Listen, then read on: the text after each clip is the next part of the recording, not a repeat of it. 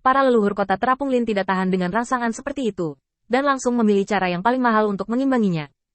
Bahkan jika itu akan membuat mereka merasa sangat sakit, itu lebih baik daripada mati di tempat.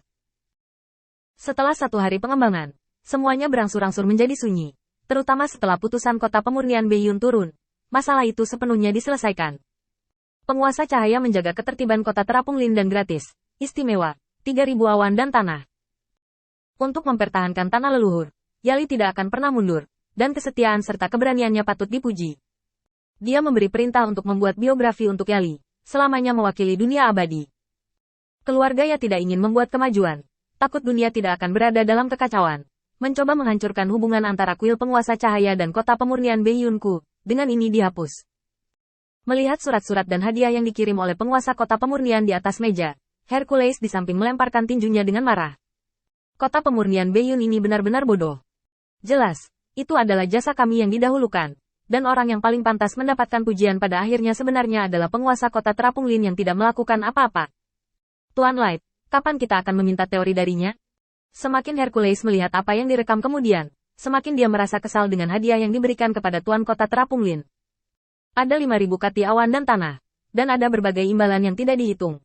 Dalam perbandingan ini, upah bait suci Tuhan saja tampak sangat buruk. Secara alami, hasil seperti itu tidak dapat memuaskan semua orang yang hadir. Lagi pula, satu-satunya orang yang benar-benar rusak sekarang adalah orang-orang yang percaya pada kuil penguasa cahaya. Selain itu, ada juga Ajia yang berinisiatif untuk menantang sesuatu. Selain keduanya, keluarga lain tidak menderita kerugian yang sebenarnya. Awalnya, sebelum perang, seharusnya membersihkan orang-orang jahat ini. Tetapi sekarang setelah mereka melakukan ini, apa arti kota pemurnian Beiyun? Jika Anda mendukungnya, Anda mendukungnya. Jika Anda tidak mendukungnya, jangan bicara. Jika Anda ingin menentangnya, kirimkan seseorang. Hadiah ini adalah sesuatu yang kecil. Bukankah sudah jelas bahwa itu tidak cocok untuk orang? Mendengar ketidakpuasan Hercules, Qin Yichen menggelengkan kepalanya dan terkekeh. Tidak hanya Qin Yichen, tetapi Matt yang ada di kamp saat ini senang. Qin Yichen mengangkat jarinya dan menunjuk ke daftar, yang secara nominal diberikan kepada Lin Floating City sebagai hadiah.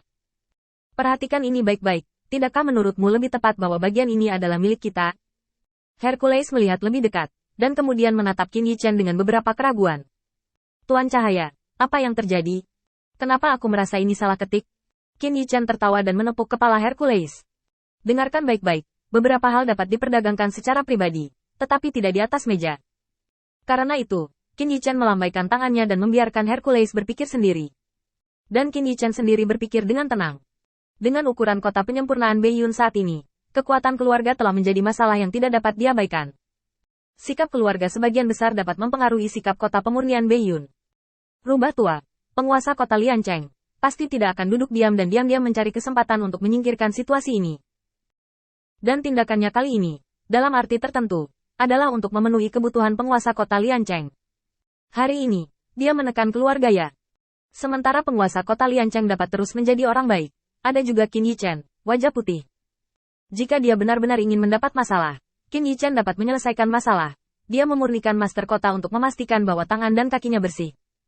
Dengan wajah merah dan putih seperti itu, Tuan kota Liancheng tidak bisa memintanya. Jika dia terlalu tangguh, itu pasti akan menyebabkan serangan balik dari kekuatan keluarga. Kota pemurnian Beiyun, yang sudah terburu-buru, akan dipukuli kembali ke masa lalu dalam sekejap, ketika tidak banyak kekuatan keluarga yang mendukungnya. City Lord of Refining City-nya sedang duduk di posisi ini. Jelas dia bukan lagi pemuda berdarah panas. Semuanya perlu dipertimbangkan dari sudut pandang kepentingan. Cinta pribadi, kebencian dan kebencian seharusnya tidak muncul dalam posisi pemilik kota. Hari ini, jika Anda melihat hadiah ini saja, jelas bahwa dia enggan untuk mengakui latihan Qin Yichen. Dengan cara ini, setidaknya arti dari penguasa kota Liancheng, penguasa kota terapung ini memiliki ide yang bagus. Tetapi jika ada yang benar-benar berpikir bahwa ini adalah sikap penguasa kota-kota pemurnian, mereka pasti akan membayar harganya dengan darah. Terus terang, Qin Yichen adalah senjata sihir penting di tangan penguasa kota Liancheng untuk mengejutkan bawahannya. Di masa depan, selama Qin Yichen masih di kota pemurnian Beiyun, keluarga-keluarga ini akan mengikuti instruksi dari penguasa kota Liancheng. Lagi pula, jika ada yang tidak patuh, penguasa kota Liancheng tidak akan melakukannya sendiri, tetapi akan melakukannya sendiri.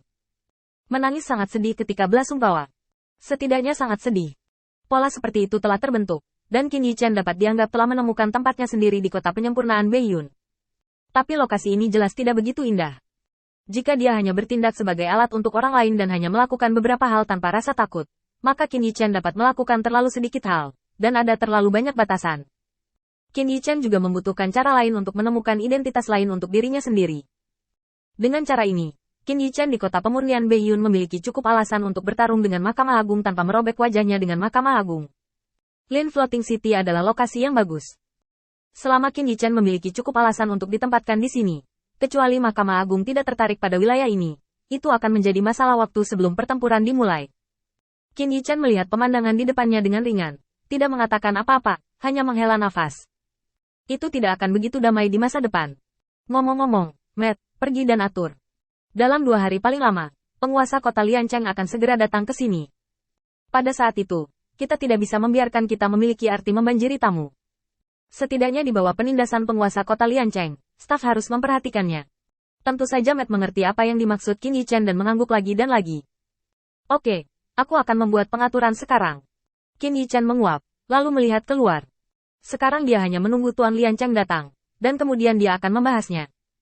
Hanya sehari kemudian penguasa kota Liancheng datang ke kota Terapung Lin dan melakukan percakapan pribadi dengan Qin Yichen. Tidak ada yang tahu konten spesifiknya. Wali kota pergi dengan marah. Sikap seperti itu membuat sikap semua orang terhadap Qin Yichen sedikit halus. Terutama para patriark itu, yang ragu-ragu satu persatu, terus menunjukkan bantuan mereka kepada Qin Yichen. Dalam lingkungan seperti itu, Qin Yichen hanya mengatur hal-hal sepele seperti berpatroli, dan kemudian menyerah. Hal-hal tampaknya telah kembali seperti semula, ada keheningan, dan tidak ada gangguan. Seolah kali ini, itu hanya jumlah yang sepele. Pada hari kelima setelah penguasa kota Liancheng pergi, seorang penganut masuk ke kamp dengan berita yang membuat semua orang merinding.